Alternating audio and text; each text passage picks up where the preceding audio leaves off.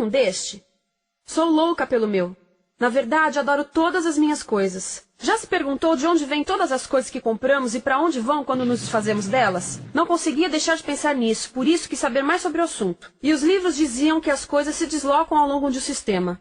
Da extração, para a produção, para a distribuição, para o consumo e para o tratamento de lixo. Isso tudo se chama a economia de materiais. Bem, estudei um pouco mais. Eu passei 10 anos viajando pelo mundo atrás de pistas de onde vêm as nossas coisas e para onde vão. E sabe o que eu descobri? Esta não é toda a história. Falta muita coisa nessa explicação.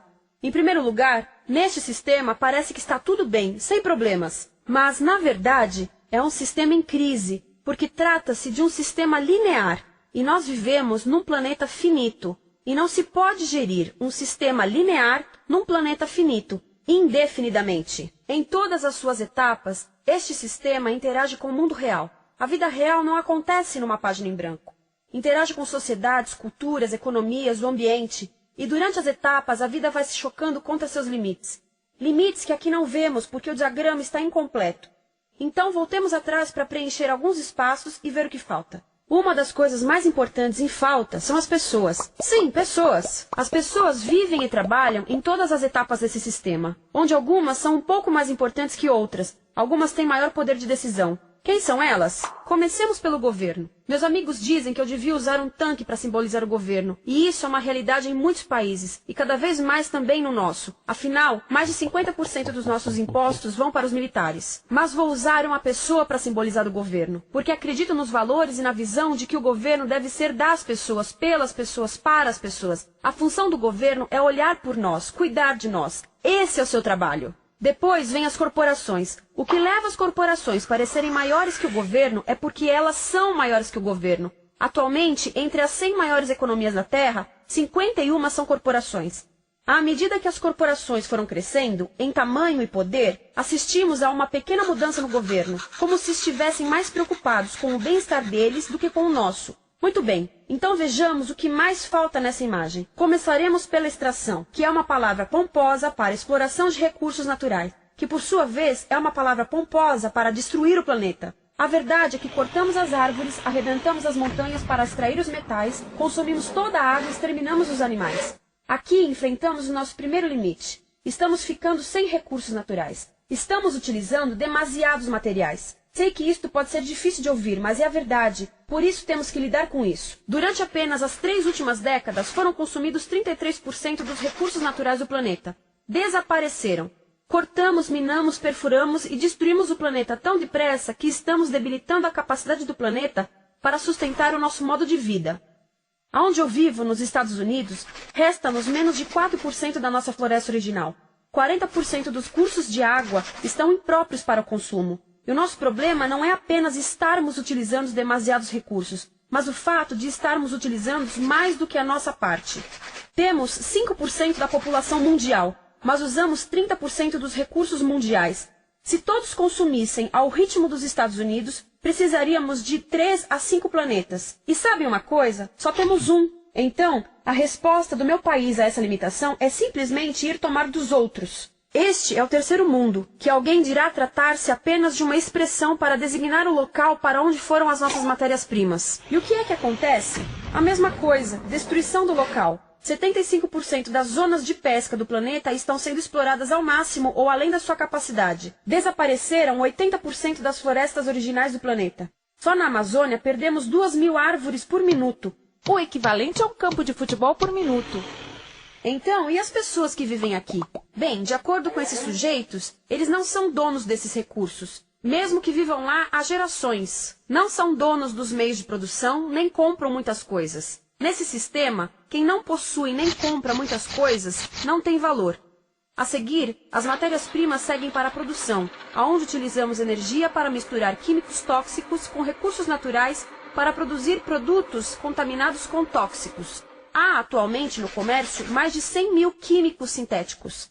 Apenas um punhado foi testado para avaliar o seu impacto na saúde, e nenhum foi testado em relação aos impactos sinérgicos na saúde, ou seja, a interação com todos os outros químicos aos quais estamos expostos diariamente.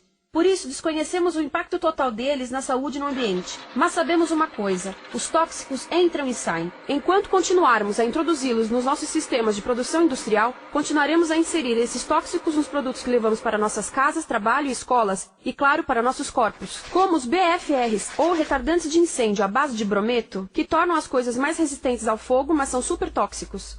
São neurotóxicos, ou seja, tóxicos para o cérebro. O que é que estamos fazendo usando esses químicos? Apesar disso, os usamos em nossos computadores, eletrodomésticos, sofás, colchões e até alguns travesseiros. Sim, pegamos nossos travesseiros, os revestimos com neurotoxinas, levamos para casa e dormimos por 8 horas com eles. Não sei, mas acho que num país com tanto potencial, poderíamos ter uma maneira melhor de evitar que as cabeças peguem fogo à noite. Sabia que essas toxinas vão se acumulando ao longo da cadeia alimentar e se concentram nos nossos corpos? Sabe qual é o alimento do topo da cadeia alimentar com o nível mais elevado de químicos tóxicos? O leite materno. Isto significa que os menores membros das nossas sociedades, os nossos bebês, recebem as maiores doses de químicos tóxicos das suas vidas a partir do leite das suas mães. Não acha que é uma incrível violação? A amamentação deveria ser o mais importante ato humano de nutrição. Deveria ser algo sagrado e seguro. A amamentação continua a ser o melhor e as mães devem amamentar, mas nós deveríamos proteger esse ato. Eles deviam protegê-lo. Eu pensava que zelavam pelos nossos interesses. As pessoas que mais sofrem com esses produtos químicos são os trabalhadores das fábricas. Muitos são mulheres em idade reprodutiva que trabalham com toxinas que afetam a gestação, carcinogênicos e muito mais. Agora eu pergunto, que tipo de mulher em idade reprodutiva trabalharia no emprego deste, exposta a estas toxinas, a não ser uma mulher sem outra alternativa?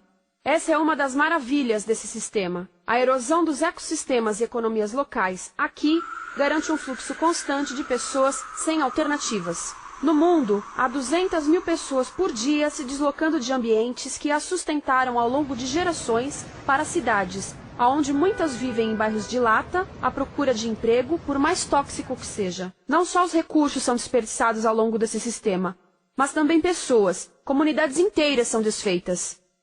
Sim, as toxinas entram e saem. Muitas delas saem das fábricas em produtos, e muitas mais saem como subprodutos, ou poluição, e estamos falando de muita poluição.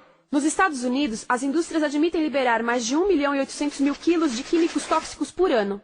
Deve ser muito mais, porque isso é o que eles admitem. Trata-se de outro limite, porque quem quer ver e respirar 1.800.000 quilos de químicos tóxicos por ano? Então o que eles fazem? Mudam as fábricas poluidoras para o estrangeiro, para poluir outros países. Mas, surpresa, grande parte dessa poluição volta para nós trazida pelo vento.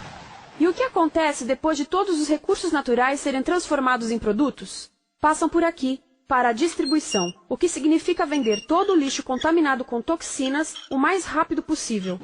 Aqui, o objetivo é manter os preços baixos, com as pessoas comprando os produtos em constante movimento. Como eles mantêm os preços baixos? Pagam salários baixos aos trabalhadores das lojas e restringem o acesso aos seguros de saúde sempre que podem. Tudo se resume em exteriorizar os custos. O verdadeiro custo da produção não se reflete no preço.